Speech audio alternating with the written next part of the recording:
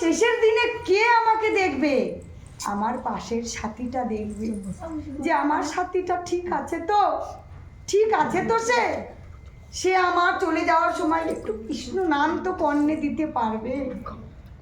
আমি যখন পাশ ফিরবো তখন আমার অন্তরে তো গীতা ভাগবতটা ছোঁয়াতে পারবে। আমার শেষের দিনের যে সাথী সেই হলো আমার অন্তরের সাথী।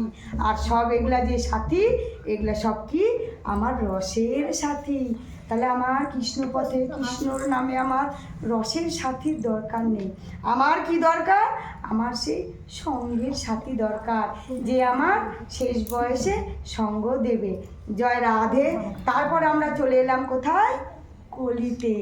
কলিতে কি বলছে? বন্দে শ্রী গুরু ভক্ত বঞ্চান তৎপ্রকাশং তজ্জে শ্রীকৃষ্ণ চৈতন্য সকাম।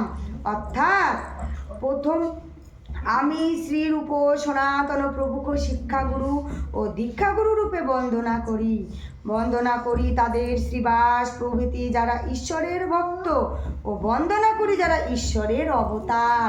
তার মানে আমাদের এখানে অবতার রূপে জন্ম নিল কে? আমার এই পঞ্চতত্ত্ব কলিযুগে, আমার এই যে কলিযুগে যে অবতার নিয়েছে, এই যে মাঝে যে আছে, আমরা অনেকেই কিন্তু এদেরকে চিনি না, অনেকেই সঠিক নিয়ম জানি না, সঠিক নিয়মে তাদের আমরা পূজন করতে পারি না। মাঝখানে যে আছে সে হলো আমার গৌরাঙ্গ মহাপ্রভু, মানে আমার দাপর তেতাতে ছিল কে? কৃষ্ণ ভগবান শ্রী রামচন্দ্র ও নারায়ণ। তাহলে আমার সত্য যুগে ছিল নারায়ণ আর লক্ষ্মী, আর নারায়ণ আর লক্ষ্মীকে আবৃষ্ট করে কে ছিল? আমার পঞ্চনাগ ছিল আবৃষ্ট করে। কলিযুগে আমার সেই নারায়ণ হলো গৌরাঙ্গ মানে গৌর, আর আমার রাধারানী হলো গদাধর, আর সেই লক্ষ্মী হলো আমার সীতা দেবী, আর সেই লক্ষ্মী হলো আমার রাধারানী, আর সেই লক্ষ্মী হলো আমার এখানে গদাধর। আর আমার চৈতন্যর ডান পাশে রইল কে?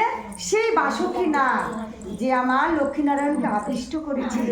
সেই বাসুকী নাগ তেতাতে হলো হচ্ছে বলরাম, আর দাপরে গিয়ে হলো হচ্ছে লক্ষণ।